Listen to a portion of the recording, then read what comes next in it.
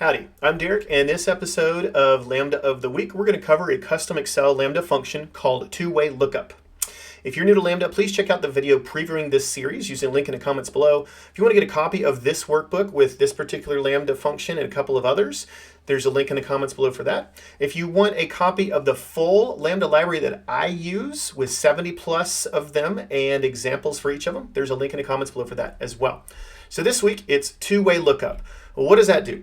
Well, a lot of times you need to look up something and you don't necessarily know which of the columns the return value is going to be in. You know what value you're looking for and where that is, but not necessarily the return value. So this is going to help you do that.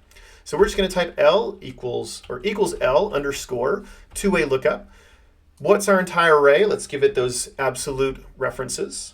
What are we looking up here? That's the row, that's the store number here.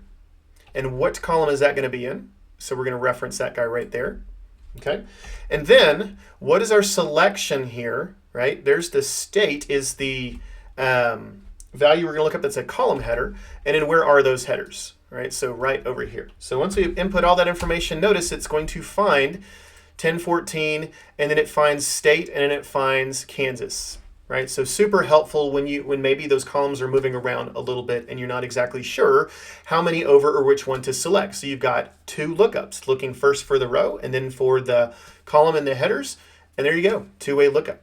That's it for this episode of Lambda of the Week. Remember to grab your free copy of this workbook containing this week's Lambda and a few others in the comments below. And then even better, if you want a copy of all of the Lambda functions I use in my library, grab a copy of that. It's going to have all of the Lambdas we're covering for this weekly series this year, as well as many more. Again, both of those are linked in the comments below. If you enjoyed this video, please give it a like. Tell us in the comments what you liked. Share with a friend. And of course, please subscribe so you don't miss out on awesome Excel tips and tricks and the rest of this weekly Lambda of the Week series. Thanks for watching and have an excellent rest of your day.